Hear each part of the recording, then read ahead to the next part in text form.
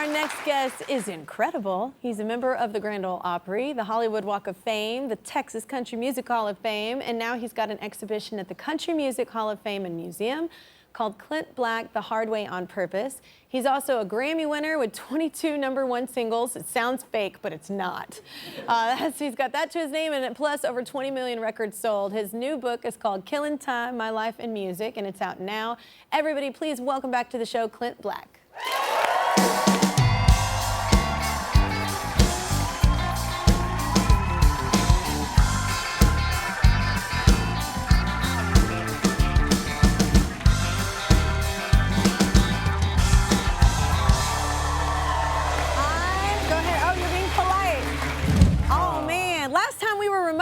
Last time you weren't here physically. Way better. Oh man, it is. We all us Texans in the room were like, oh my God, Clint Black's here. We're very excited. We're very excited. Everyone she has backstage is so fantastic. Oh. I didn't have that at my house when we did the show. Oh yeah. Yeah. Yeah. No, they are. This crew is great. Congrats on the Hall of Fame. The Thank you. That's amazing. Yeah, it's like to have a career that's incredible. Like. Look, I'm trying not to freak out. I'm not going to fan. I'm going to be so cool. I'm going to be so chill. But, like, I just had a moment where I was like, I did not know one day I'd just be sitting this close to you and be like, hey, what's up? Hey. But I'm a big fan. But the anyway. feeling's mutual for everyone who comes on here. Oh, by the you're way. nice. You're so wonderful. You're being very nice. Thanks. Thank you. But it's awesome to have such a career that has touched so many people, and it's such a big, huge career. You have, all these things you've collected over the years, and you get to, like, now put in this exhibition. That's an incredible thing. Yeah, we were starting to archive it for a fan experience right when the Hall of Fame approached. We want to do an exhibit, and it's totally out of left field. It's not something you win. It's like the Opry. They have to invite you to do it. Yeah. And so it was the perfect timing. They came through. It was like an FAA, warehouse investigation. Everything was out on the floor. Yeah. And they just went through it, and I couldn't believe how much stuff I saved. I know. That was it.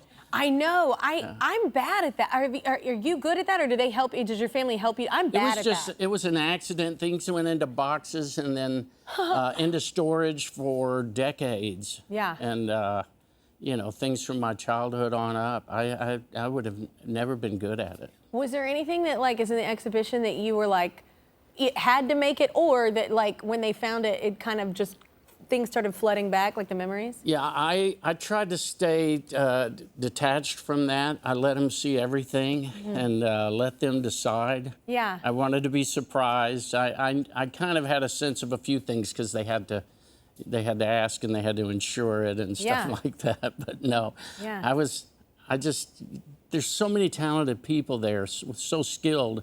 And they all work so hard on it. I just wanted to let them do their thing. Yeah. Yeah. I've seen several exhibitions there whenever I lived there, and they do a really good job.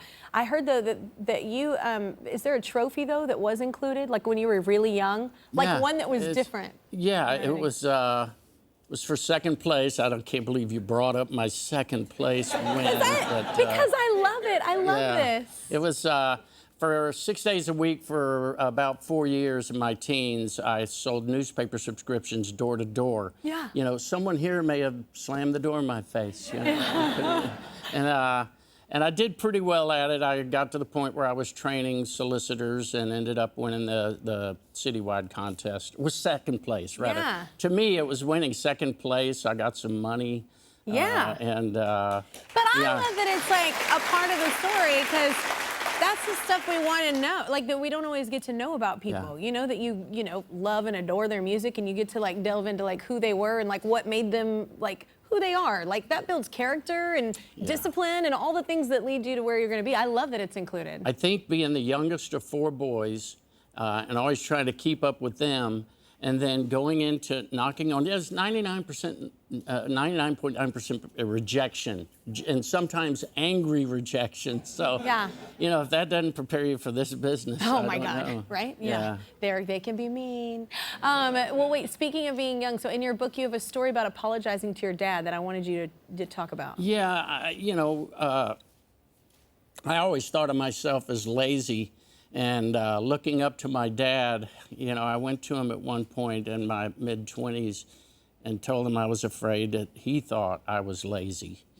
And what he said to me I tell it in the book. It was really emotional for me just reading it through the editorial process again, telling me everything that he had watched me do.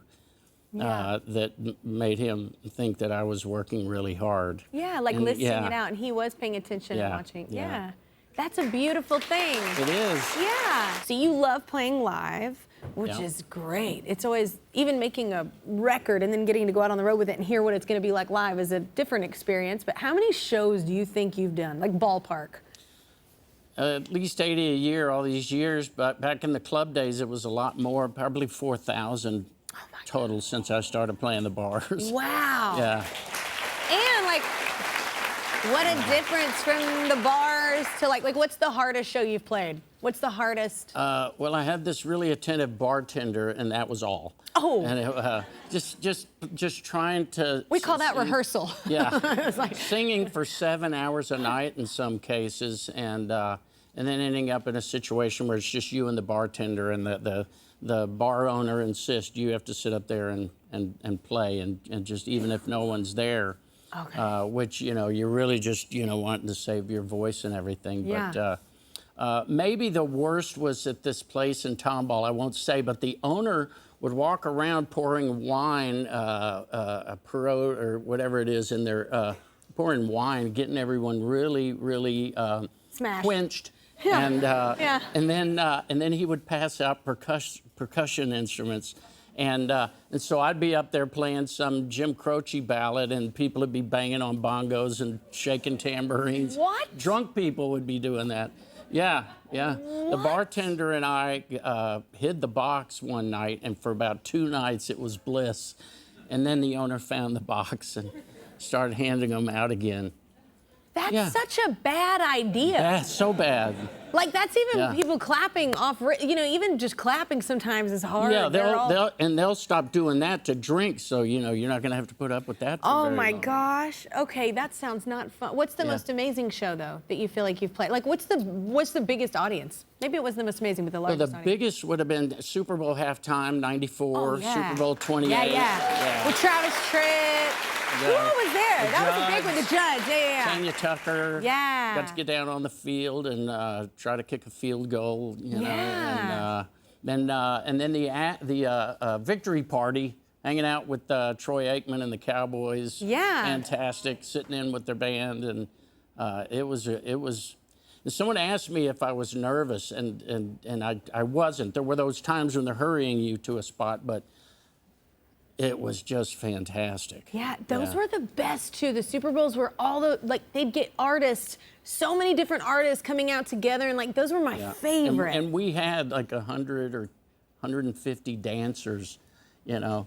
I could have just stood completely still and it would have been an action-packed performance, you know. So you got to do The Tonight Show with Johnny Carson. That's pretty insane. Yeah. Yeah, and look at you, little baby. You're a little baby. My mom, when I was really not ready to go on The Tonight Show, was writing him letters, telling him that he needed to have her talented son on The Tonight Show. Aww. Yeah, and so now I'm on The Tonight Show with Johnny Carson. I sing a song with some, you know, high notes up in my head voice. Yeah. And when I sit on the couch, he says, "Well, you've got a falsetto you could throw a cat through."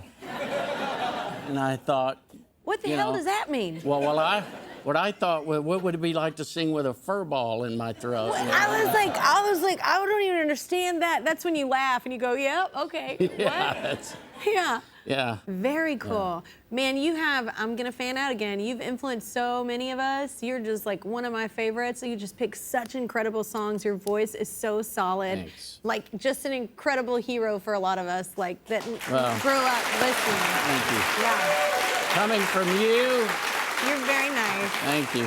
You can see Clint Black the hard way on purpose at the Country Music Hall of Fame and Museum, and buy Clint's new book. It's called Killin Time, My Life in Music. It's out now, and everyone in the studio audience is going home with a copy.